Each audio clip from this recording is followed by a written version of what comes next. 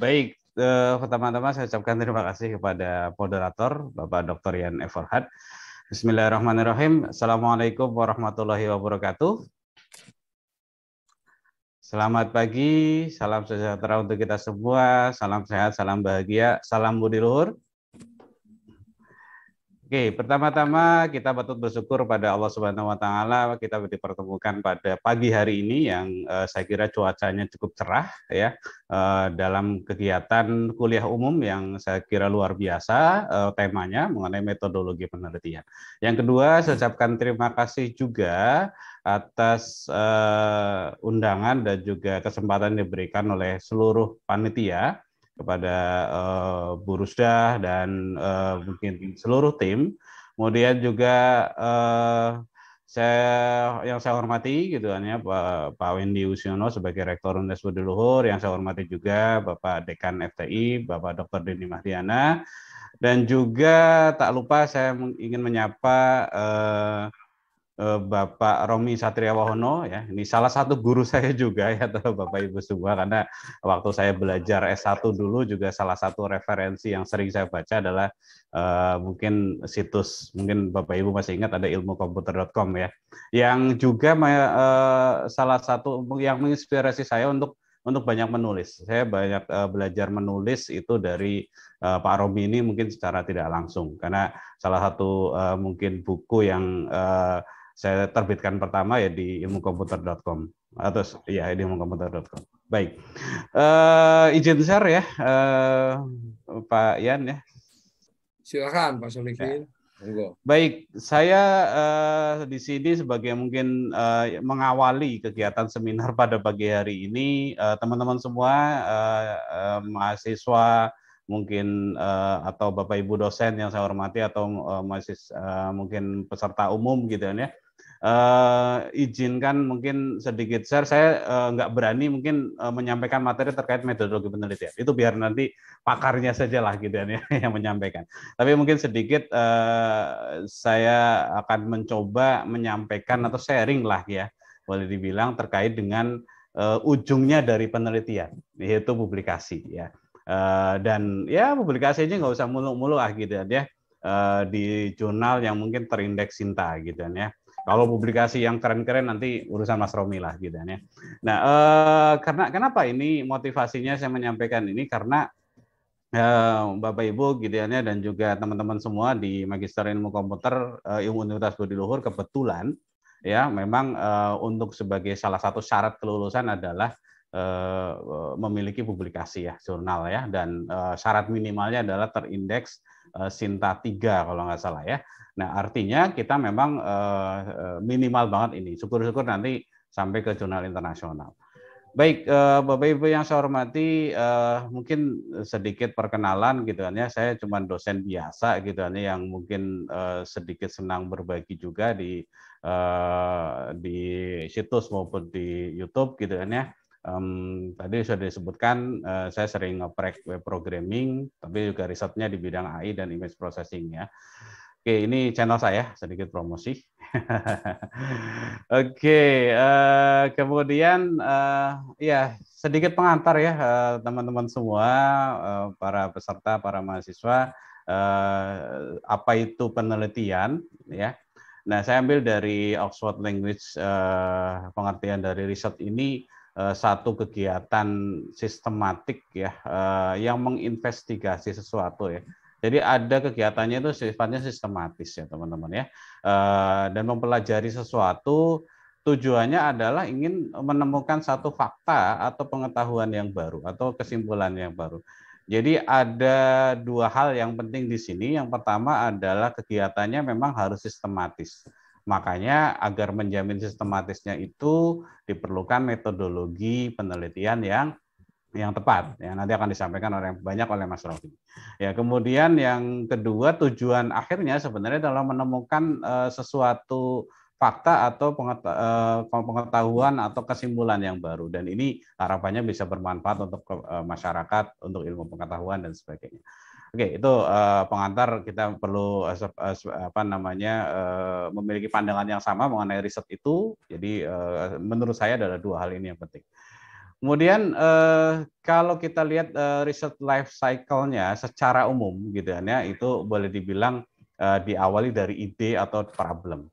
Jadi satu kegiatan penelitian itu selalu diawali oleh sebuah ide atau permasalahan ya yang muncul di sekeliling kita dan kita ingin selesaikan. Ya. Nah, nanti saya kira akan dipaparkan lebih luas lagi oleh Pak Romi. Kemudian yang kedua, setelah kita punya ide, tentunya kita harus desain, kita harus rencanakan, kita harus planning. Nah, disinilah metodologi penelitian itu penting untuk kita bisa melakukan atau membuat planning penelitian yang baik, sehingga nanti pada saat penelitian itu dieksekusi, ya dijalankan, dilakukan, ya maka nanti akan menghasilkan satu publikasi atau diseminasi yang berkualitas. Ya, jadi kemudian dari publikasi itu bisa jadi akan muncul problem baru, akan muncul ide-ide penelitian baru yang akan diteruskan baik oleh peneliti yang sama maupun peneliti orang lain. Maka pentingnya publikasi di situ. Oke, saya akan fokus ke publikasi saat ini. Ya, nah mengapa kita perlu publikasi? Ya, mengapa satu penelitian itu harus repot-repot di submit ke jurnal, dipresentasikan atau didiseminasikan? Ya, yang pertama ya tentu satu kegiatan penelitian itu perlu didiseminasikan agar bermanfaat untuk masyarakat dan keilmuan. Ya, sehebat apapun penelitian kita, tanpa kita sampaikan ke orang lain, ya hanya akan bermanfaat mungkin untuk kita sendiri. Atau penelitian kita hanya sebagai tumpukan laporan yang ada di perpustakaan atau ada di lembaga penelitian ya misalnya ya. Jadi jangan simpan penelitian kita tapi publikasikan ke masyarakat ya. Nah, kebermanfaatan itu akan muncul akan lebih berasa pada saat masyarakat itu mengetahui atau menikmati ya, bisa menyimak gitu ya atau bisa membaca penelitian kita ya. Selain itu juga untuk menjamin keberlanjutan penelitian. Ya, saya kira hampir tidak ada bentuk teknologi atau inovasi yang kita nikmati seperti saat ini, seperti halnya misalnya video conference atau Zoom seperti ini, itu yang dihasilkan dari satu penelitian saja.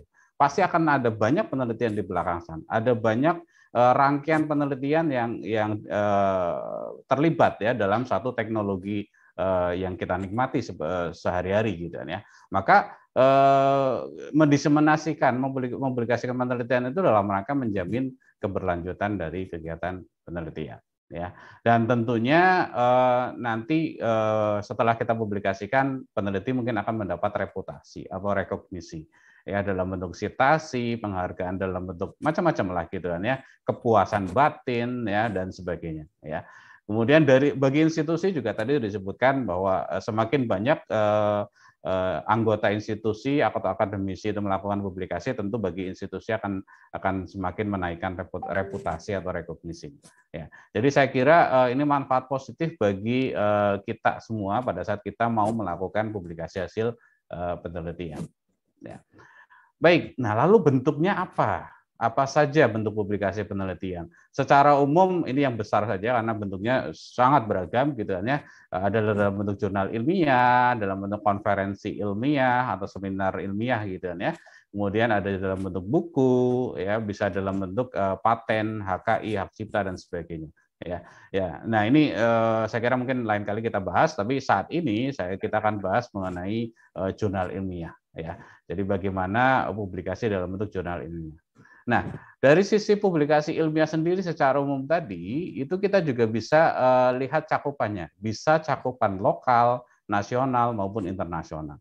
Tinggal nanti kita mau menyasarnya ke arah yang mana. Ya, kalau kita mau hanya bisa diakses di institusi atau di komunitas yang terbatas, maka itu sifatnya lokal. Jadi kalau teman-teman misalnya membuat tesis, ya, tesisnya itu hanya sudah dilaporkan ya ke prodi, kemudian dikumpulkan di perpustakaan, sudah selesai di situ saja, maka cakupannya masih lokal ya, karena hanya bisa diakses oleh si anggota institusi itu atau mahasiswa di dalam institusi itu. Ya, di luar institusi mungkin tidak secara bebas mengakses itu. Maka dikatakan bahwa publikasinya itu masih lokal. Ya. Kemudian kalau yang nasional, ini cakupan publikasinya sudah dalam bentuk nasional ya. Jadi biasanya dipublikasikan di satu lembaga yang Penulisnya juga berasal dari banyak provinsi, banyak daerah dari Indonesia misalnya, dan bisa diakses secara nasional. Umumnya adalah nanti jurnalnya bisa diakses secara online. Kalau dulu cakupan nasional itu nyari jurnal nasional susah, karena setiap pengelola jurnal diwajibkan untuk mengirimkan minimal ke 3 lokasi atau tiga institusi. Ya, jadi dikirim hard copy-nya. Tapi sekarang dengan teknologi internet itu luar biasa sekali, itu bisa di-online kan. Selanjutnya adalah internasional. Tentu cakupannya adalah sudah lintas negara ya. Oke, selanjutnya kita perlu mengenal namanya indeksasi jurnal. Jadi saking banyaknya jurnal, maka ada beberapa lembaga yang dia berusaha untuk bisa mengumpulkan, mengelola, dan menyajikan data atau informasi terkait dengan publikasi ilmiah dari berbagai sumber itu, sehingga nanti pengunjung atau penggunanya itu mudah untuk melakukan pencarian atau penelusuran. Ya, jadi ini bermanfaat untuk kita dalam melakukan pencarian data jurnal tentunya. Beberapa lembaga pengindeks ya, di tingkat nasional maupun internasional ya. Di tingkat nasional di sini ada yang kita kenal adalah Sinta gitu ya, Garuda, Indonesia OneSearch dan sebagainya. Di internasional kita mungkin sering mendengar namanya Scopus ya, Web of Science gitu ya. Kemudian DOAJ dan sebagainya. Oke, nah lalu pertanyaannya adalah bagaimana agar penelitian kita, termasuk skripsi dan tesis tentunya, itu bisa dipublikasikan di jurnal-jurnal yang terindeks tadi. Ya, langkahnya apa dan nanti mungkin sedikit sarannya atau rekomendasinya apa, ya, memulainya dari mana, ya, kita akan coba saya sampaikan. Ya, jadi yang pertama adalah kita perlu tahu roadmap publikasi jurnal dari mulai awal hingga nanti terpublikasikan ke jurnal. Jadi yang pertama adalah persiapkan bahan publikasi ya teman-teman ya. Jadi bahan publikasinya harus ada. Ya bisa berupa hasil penelitian, hasil tesis. Ya kalau tesis ya tesisnya sudah selesai. Ya kalau penelitian ya penelitiannya sudah selesai. Ya kalau skripsi ya skripsinya sudah ada hasilnya. Kemudian yang kedua adalah kita pilih jurnal atau tujuan publikasi. Ya. Jadi jurnal atau tujuan publikasi kita pilih dulu ya agar yang sesuai dengan nanti bahan yang kita miliki. Ya, pada saat bahan kualitasnya A maka jurnal yang pas adalah yang kualitas A dan seterusnya. Ya, nanti akan saya berikan tips bagaimana menilai kualitas dari jurnal atau hasil penelitian. Kemudian yang ketiga ini yang wajib kudu gitu ya, itu pelajari ketentuan dari jurnal. Ya, pelajari aturan penulisan, pelajari template-nya, pelajari mungkin prosedur bagaimana submisi atau mensubmit artikel di jurnal, ya dan sebagainya. Ini karena ini adalah screening awal atau seleksi awal pada saat kita submit jurnal ke jurnal manapun gitu kan ya. Langkah awal yang dilakukan oleh editor adalah melihat apakah sesuai dengan aturan atau tidak. Kalau tidak sesuai, walaupun hasil penelitiannya bagus banget, itu akan ditolak. Sudah pasti akan ditolak. Ya, jadi harus sesuai dulu, ya, baru nanti bicara substansi. Ya. Kemudian berikutnya adalah setelah kita pelajari itu, maka tulis naskah publikasi itu sesuai dengan ketentuan. Ya, nah setelah ditulis ya kita revisi, kita perbaiki, pastikan itu katakanlah similarity atau mungkin plagiasinya minim dan sebagainya, baru kita submit atau kita kirim. Nah setelah submit itu ada dua kemungkinan, bisa diterima, bisa ditolak. Ya, kalau itu langkah 1, 2, 3, 4 ya itu kita sudah lakukan dengan benar, maka ya kemungkinan besar bisa diterima. Ya, nah oke. Nah kalau misalnya ditolak ya tentu kita harus merevise kembali dan mungkin men-submit di tempat yang lain ya. Tapi kalau misalnya itu diterima, biasanya penerimaan itu ada revisi. Maka kita perlu lakukan revisi atau perbaikan atas naskah yang kita kirim. Sepengalaman saya hampir tidak pernah gitu ya kita submit jurnal kok tidak ada revisi sama sekali. Kalau tidak ada revisi sama sekali, malah kita perlu pertanyakan ke jurnalnya. Ini jurnalnya valid atau tidak? plagiat, predator atau tidak. Jadi hati-hati dengan jurnal yang dengan tawaran seminggu terbit atau misalnya 5 hari terbit gitu ya, tanpa revisi ya, tapi kita suruh bayar. Nah itu beberapa ciri dari kalau jurnal itu termasuk predator ya, abal-abal lah gitu kan ya. Oke, berikutnya kalau kita revisi sudah kita lakukan sesuai prosedur ya, maka itu kita biasanya akan terpublish ya. Pertanyaannya berapa lama roadmap ini akan jalan? Tentunya akan macam-macam ya, tergantung dari kualitas jurnal, tergantung dari banyaknya artikel yang masuk ya. Ya mungkin pengalaman saya pernah 1 tahun itu baru terbit juga pernah gitu ya. 2 bulan terbit juga pernah gitu ya, tergantung dari kualitas dari jurnal itu dan kualitas dari tulisan kita tentunya ya. Baik, kita lanjutkan. Nah sekarang kita bahas satu persatu ya. Persiapannya apa ya? Persiapannya tentu kita siapkan bahan-bahannya ya. Kalau kita berupa tesis atau skripsi ya, laporan skripsinya, laporan penelitiannya kita siapkan ya, harus ada. Kemudian yang kedua, mungkin ada dataset atau data hasil pengujian atau analisis hasil penelitian, itu juga mungkin kita siapkan ya. Tidak sekedar Word-nya, tapi mungkin data-datanya itu juga kita siapkan, karena ada kalanya kita harus melakukan pengujian ulang ya, sehingga nanti mungkin hasilnya akan lebih baik berdasarkan masukan dari reviewer. Jadi itu harus kita persiapkan. Dan kadang ada beberapa jurnal juga yang meminta katakanlah melampirkan semacam hasil pengujian dan sebagainya ya. Yang ketiga, kalau memang ada prototipe atau program, kita juga mungkin perlu persiapkan. Siapa tahu nanti, terutama kalau memang itu kita mau publikasikan di seminar, maka terkadang diminta untuk ditanyakan atau didemokan dan sebagainya. Ya, kita perlu persiapkan. Siapa tahu nanti membutuhkan pengujian ulang dan sebagainya.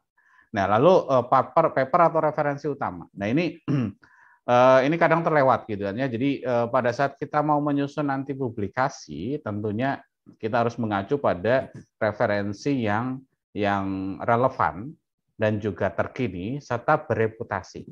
Ya, jangan asal. Kalau kita mau publikasi, ini ada semacam mungkin tips umum lah gitu ya. Kalau kita mau publikasi di jurnal Sinta, maka referensinya sebaiknya adalah ya memang jurnal yang sekelas Sinta atau lebih atasnya. Kalau kita mau publikasi di internasional, ya nanti referensinya ya referensi utama itu kita ambil dari jurnal yang internasional. Jangan jurnal yang lokal, apalagi skripsi. Ya, sebaiknya jangan. Jadi harus referensi yang bereputasi. Lanjut. Nah, ada beberapa pertimbangan ya teman-teman ya untuk memilih jurnal terutama yang terindeks. Ya, yang pertama adalah kontribusi penelitian. Ya. Seberapa besar kontribusi penelitian itu kita harus menilai, kita harus mengevaluasi. Kalau itu memang besar, ya maka kita bisa sasar ke jurnal yang berkualitas. Ya, tapi kalau itu sedang saja, maka ya mungkin yang kualitasnya sedang dan seterusnya. Nanti akan coba saya bantu bagaimana nih menilai kontribusi penelitian. Ya. Oke, kemudian yang kedua kualitas tulisan. Ya. Kualitas tulisan ini akan menolong sekali untuk memastikan bahwa penelitian kita itu tersampaikan dengan baik, ya. Dan nanti akan menolong kualitas, ya. Pada saat kita submit ke jurnal dan kontribusi kita kurang, maka harus didukung oleh tulisan yang baik, tulisan yang bagus, ya. Nah, selain itu juga perlu pertimbangan hal-hal yang lain seperti waktu terbitnya jurnal. Nah, ini biasanya mahasiswa yang kalau kita mau terbit cepat-cepat nih gitu ya, karena pengen ini untuk syarat wisuda, syarat lulusan dan sebagainya, maka harus cari ya jurnal yang terbitnya tidak terlalu lama, ya harus mencari atau mempertimbangkan masalah waktu. Tapi kalau misalnya bagi dosen misalnya kata, ini nggak terlalu cepat-cepat gitu kan ya, buat tabungan saja ya nggak masalah ya, soal waktu ini bisa terbit setahun 2 tahun nggak apa-apa gitu ya. Oke, nah kemudian yang berikutnya adalah biaya. Nah ini juga kadang menjadi concern bagi beberapa kawan-kawan ya yang memang biaya publikasi ini bisa menjadi isu ya, karena ada beberapa jurnal yang menarik biaya publikasi. Ya, tapi jangan khawatir, banyak juga yang free kok, banyak juga yang gratis. Ya bahkan Sinta 3 juga saya temukan ada beberapa yang gratis. Saya pernah submit ke sana dan memang benar-benar tidak ada biaya sama sekali. Ya, tapi juga ada yang berbayar. Ya, kemudian pengalaman publikasi ya.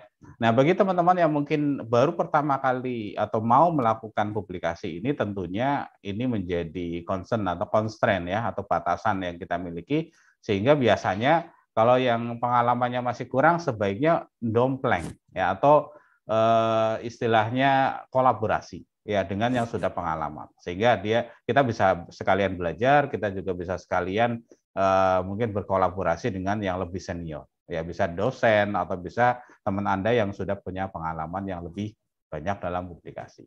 Yang terakhir adalah masalah bahasa. Ya, jadi kalau kita merasa kendala di bahasa itu menjadi concern utama, misalnya jurnal jangan bahasa Inggris misalnya, maka jangan menyasar jurnal yang bahasa Inggris. Ya, realistisnya kan begitu ya. Kalau kita apa namanya terkendala bahasa Inggris, sudah jurnal bahasa Indonesia dulu lah gitu ya, sambil belajar bagaimana nanti kalau mau naik kelas ya harus belajar sedikit banyak terkait dengan penguasaan bahasa. Oke, itu beberapa pertimbangan terkait dengan memilih jurnal. Nah, lalu terkait dengan kontribusi. Nah, ini satu hal yang baru saya sampaikan di seminar atau di kuliah umum ini gitu ya. Jadi saya mencoba sedikit memformulasikan dengan formulasi yang sederhana mengenai kontribusi penelitian, ya, yaitu saya bagi menjadi empat variabel, gitu ya. Yang pertama adalah permasalahan, yang kedua adalah data, yang ketiga adalah metode, dan yang keempat adalah impact atau hasil. Ya. Nah, dari empat hal itu kita bisa nilai ya, kita bisa nilai untuk tadi nanti melihat kontribusi. Karena terkadang kontribusi itu bisa terletak di permasalahannya. Ya, pada saat kemarin misalnya kita rame-rame COVID, maka permasalahan COVID itu menjadi seksi, menjadi kontribusi yang besar yang kemungkinan besar akan diterima di jurnal. Tapi pada saat COVID itu lewat, maka mungkin permasalahan itu sudah tidak kontributif lagi. Ya, oke, jadi kita bisa nilai ya kontribusinya apakah tinggi, rendah atau sedang. Ya, demikian juga data. Ya, data itu juga bisa menjadi kontribusi ya teman-teman ya. Data itu kalau kita peroleh dan itu sifatnya memang unik gitu ya. Data terkait dengan katakanlah apa ya? Data telapak tangan seluruh mahasiswa Indonesia, wah itu bagus banget gitu ya. Atau macam-macam lah gitu ya. Nah, ini bisa jadi data yang sifatnya private ya, kita bikin, apalagi kita bikin dengan langkah-langkah yang baik ya, dan itu lengkap, maka itu bisa menjadi kontribusi. Bahkan ada beberapa publikasi yang hanya menyajikan dataset saja. Ini dataset saya dibikinnya begini-begini, hasilnya begini, ya itu dipublish misalnya, maka itu bisa menjadi kontribusi. Ya. Dan bisa jadi kalau misalnya yang lebih rendah, oh kita pakai data yang umum, data yang punya orang lain misalnya, maka nilainya akan lebih rendah, kontribusinya mungkin akan lebih rendah. Ya dari sisi data ya. Yang ketiga adalah dari sisi metode. Ya, metode itu saya kategorisasikan jadi tiga. Pertama, kalau itu metodenya baru, ada kebaruan di situ, maka kita bisa bilang itu poinnya 3. Ya, nilainya lebih tinggi lah 3 gitu ya. Tapi kalau itu modifikasi mungkin akan lebih rendah. Jadi kalau misalnya metode A kita modifikasi sedikit, maka itu bisa kita bilang secara kontribusi metodenya ya menengah lah gitu ya. Kalau itu misalnya cuma adopsi, metodenya sama seperti yang orang lain lakukan, ya maka itu rendah. Ya. Oke, kemudian yang keempat itu adalah impact. Impact ini hasil penelitian kita itu kira-kira akan berimpact besar atau tidak, bermanfaat secara luas atau tidak. Ya. Kalau itu impact-nya tinggi, hasil analisisnya bagus, cakep dan bermanfaat, maka itu kita bisa bilang kontribusinya besar. Ya. Kemudian kalau sedang ya sedang, kalau rendah ya mungkin rendah. Ya. Misalnya kayak sebagai contoh lah gitu ya, penelitian katakanlah studi kasus gitu ya, di satu tempat riset misalnya ya. Nah, itu terkadang impact-nya cukup rendah, yaitu hanya di satu instansi itu saja. Ya. Tapi mungkin kita bisa tonjolkan dari sisi metodenya, kita bisa tonjolkan dari sisi permasalahannya dan sebagainya. Jadi harus ada yang punya nilai lebih lah gitu dari jurnal kita. Nah, ini kita bisa nilai, kita sendiri yang bisa menilai, atau misalnya kita minta bantuan orang lain, dan nilainya kita bisa kalkulasi.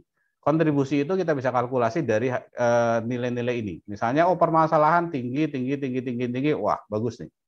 Ya, permasalahannya tinggi, datanya lengkap, ya metodenya biasa saja, impact-nya rendah misalnya, maka nanti kontribusinya juga mungkin nilainya akan lebih rendah. Ya, bisa kalkulasi ya teman-teman. Nah, lalu ini saya menyampaikan untuk bisa merekomendasikan jurnal Sinta yang tepat. Ya, yang pertama, kalau itu nilainya nanti tadi kalkulasinya 10 sampai 12, maka ini sebenarnya kontribusinya bisa jadi sangat baik. Bisa masuk Sinta 1 atau bahkan internasional. Ya, kalau tadi ya dari sisi permasalahan data, metode dan impact ini tinggi, maka nilainya 12, nilai maksimal itu bisa masuk ke Sinta 1 bahkan internasional. Bereputasi tentunya ya. Kemudian kalau 8 sampai 9 ini kategori baik, ya Sinta 2 dan 3 saya kira oke. 6 7 cukup ya, dan kalau nilainya paling rendah 4 atau 5 kita bisa submit ke jurnal yang Sinta 6 lah gitu ya. Dan saya rasa nggak masalah gitu, yang penting terindeks gitu ya. Atau kalau rendah banget atau mungkin kita nggak pede misalnya, kita bisa ke jurnal yang ber-ISSN aja atau belum terindeks. Saya kira itu gitu ya. Nah, ini indeksasi ini apa sih gitu ya? Ini sekedar tambahan ya. Jadi indeksasi di peringkat di Sinta ya. Ini merupakan rentangnya adalah 6 sampai 1 ya. Ukuran kualitas penerbit jurnal, penerbit sebenarnya yang dinilai, yang dikeluarkan oleh lembaga akreditasi jurnal seperti Arjuna.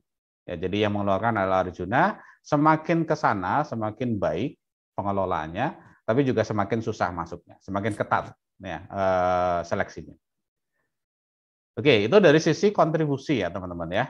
Nah, sekarang kita sebenarnya bisa menaikkan kualitas dari jurnal kita itu dengan menambah satu parameter lagi, yaitu penulisan yang baik. Ya, pada saat misalnya kontribusi penelitian itu Sinta 3, kemudian kita tulis dengan lebih baik, kita tuliskan dengan cakep lah gitu ya, maka kita bisa naik kelas, kita bisa submit ke yang lebih atasnya. Ya. Jadi walaupun kontribusinya misalnya rendah, kita bisa naikkan ke jurnal yang lebih tinggi kalau penulisan itu baik. Ya.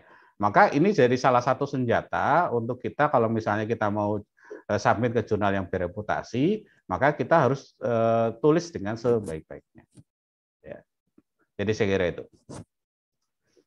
Oke, nah lalu bagaimana kita menemukan jurnal Sinta yang tepat ya setelah saya mengetahui kualitas penelitian saya. Jadi pada saat kita ini dari analisis tadi pas nih untuk Sinta 3 misalnya. Oke, kita akan coba masukin. Nah, cuman Sinta 3 yang mana?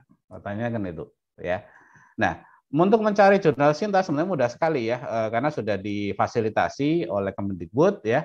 Ada di Sinta Jurnal Kemendikbud /journals ya, nanti akan menemukan filter seperti ini, kita tinggal cari tuh ya, misalnya Sinta 2 atau Sinta 3 yang kita sasar ya, filternya apa kita filter, nanti akan ketemu banyak jurnal ya, kita bisa lihat datanya tuh ya, misalnya ini ada JTIK ini punya Brawijaya gitu ya, kebetulan saya editor di situ juga. Ini Sinta 2 tuh dari awal, dari tahun 2018 kalau nggak salah ya. Nah, ini kalau tracknya di sini stabil seperti ini bagus ya. Artinya jurnal ini pasti bereputasi dan banyak disitasi ya, dan kualitasnya terjaga ya. Jadi cari yang memang kualitasnya baik. Kunjungi websitenya agar kita bisa tahu ya, agar kita bisa tahu banyak hal informasi seperti misalnya ruang lingkup jurnal, keberkalaannya setahun berapa kali ya. Kalau kita saya pengen kira-kira estimasi terbit katakanlah bulan Desember, maka cari yang kira-kira jurnal akan terbit di dekat-dekat itu ya. Tapi lihat ya seberapa banyak, seberapa ramai itu gitu ya antriannya ya. Nah, kemudian cara ngelihatnya bagaimana? Salah satunya yang biasa saya lakukan gini, kadang ada informasi ya di jurnal itu bahwa prosesnya estimasinya adalah sekian minggu atau sekian hari atau sekian bulan ya, kadang disebutkan. Tapi kalaupun tidak disebutkan, lihat di jurnal yang baik itu biasanya akan menginformasikan jurnal itu disubmit tanggal berapa, publishnya tanggal berapa. Nah, maka itu kita bisa estimasi, jurnal-jurnal yang terbit di sana itu kira-kira ini 3 bulan nih, 4 bulan dan sebagainya. Maka kita bisa perkirakan kira-kira terbit kalau saya submit sekarang terbitnya kapan. Kemudian biaya. Nah, biaya itu pasti ada informasinya. Ya biasanya terbuka ya, jurnal itu kalau yang memang menarik biaya ya nggak masalah gitu kan ya. Jurnal yang Sinta 1, Sinta 2 itu rata-rata di atas 1 juta ya. 1 juta, 1,5 gitu kan ya. Kalau yang Sinta mungkin 3, 4 gitu kan ya, itu gratis masih ada ya. Nanti saya kasih listnya, ada beberapa yang mungkin apa namanya mungkin semoga bermanfaat. Kemudian paling tingginya ada yang menarik sampai 750 atau 800 ribuan gitu ya. Saya pernah ketemu itu. Ya, kalau itu nggak masalah silahkan gitu ya. Silahkan ambil yang berbayar. Kalaupun tidak ya cari yang gratis saja. Ya. Oke, kemudian dari jurnal itu kita cari juga informasi mengenai panduan penelitian atau template-nya. Jadi kemudian waktu proses submit tadi sudah. Kemudian periksa juga beberapa artikel yang sudah terbit. Syukur-syukur yang relevan. Ya, syukur-syukur yang relevan. Jadi kalau relevan dengan penelitian kita, kalau bisa kita citasi aja. Ya, ya untuk apresiasi ke jurnal itu kita citasi untuk menunjukkan bahwa jurnal kita atau penelitian kita itu cocok dengan jurnal itu. Buktinya apa? Ada penelitian lain, ada paper lain yang sudah publish di jurnal itu. Ya, yang senada dengan kita. Ya, sehingga kita bisa citasi. Ya. Oke, waktunya tinggal 5 menit lagi. Oke, siap. Terima kasih Pak Moderator yang sudah mengingatkan. Ya, ini menuju ke akhir. Ya. Oke, jika merasa belum cocok, ya, lakukan pencarian lagi. Jadi karena alternatifnya banyak ya. Ada saya lihat di jurnal yang terindeks Sinta itu sekarang sudah sekitar 7 ribuan. Jadi alternatifnya sangat banyak. Ya, kita cari yang terbaik lah, gitu ya. Nah ini ada beberapa kumpulan yang kadang saya iseng-iseng mengumpulkan informasi mengenai jurnal tadi dan beberapa sudah pernah saya submit ke sana sehingga saya punya pengalaman untuk beberapa yang jurnal yang ada di daftar ini. Jadi silakan bisa dilihat di sana.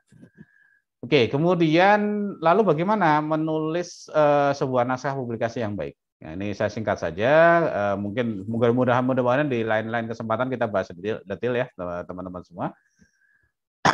Jadi untuk menulis itu ya sebenarnya panjang ya ceritanya. Makanya tadi waktunya tinggal 5 menit lagi, tapi setidaknya secara umum kita ikuti aturan IMRAD. Ya.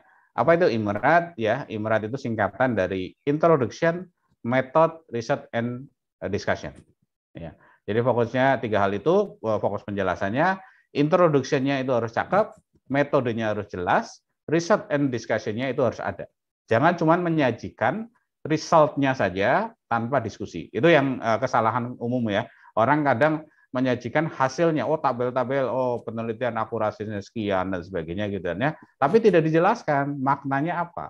Harus dijelaskan, dikasih paparan. Belajarlah cara apa namanya menulis ya kalimat yang agak panjang, yang analitik gitu dan juga sedikit ilmiah gitu ya untuk mengomentari hasil yang kita peroleh.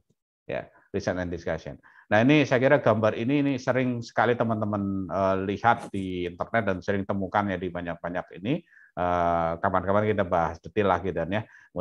Kalau ada kesempatan lain. Nah intinya sih itu tadi ya struktur dari jurnal ikutin aja panduan dari jurnal yang kita tuju.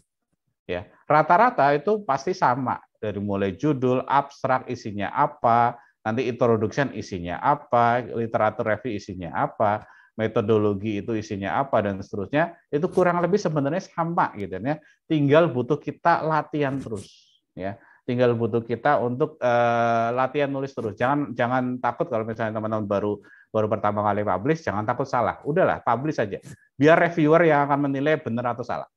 Kalaupun dinilai salah, dinilai buruk ya, setidaknya reviewer kan ngasih catatan. Kita bisa perbaiki dari situ, kita submit tempat lain. Ya. Jangan takut ditolak intinya, ya. Kalau mau dapat jodoh, jangan takut lamaran ditolak, namanya begitu ya. Jadi kalau gimana kita bisa dapat jodoh ya, kalau misalnya kita nggak pernah ngelamar orang gitu ya. Nah itu tadi gitu ya. Jadi apakah Bapak pernah ditolak? Sering. Kalau jurnal ini sering gitu ya. Saya pernah hampir 2 kali atau 3 kali gitu ya. Jurnal A submit ditolak ya. Saya perbaiki. Submit di jurnal B, submit jurnal C dan seterusnya sampai akhirnya diterima. Ya, Dan itu mungkin rasanya benar-benar alhamdulillah sekali gitu, pada saat jurnalnya diterima.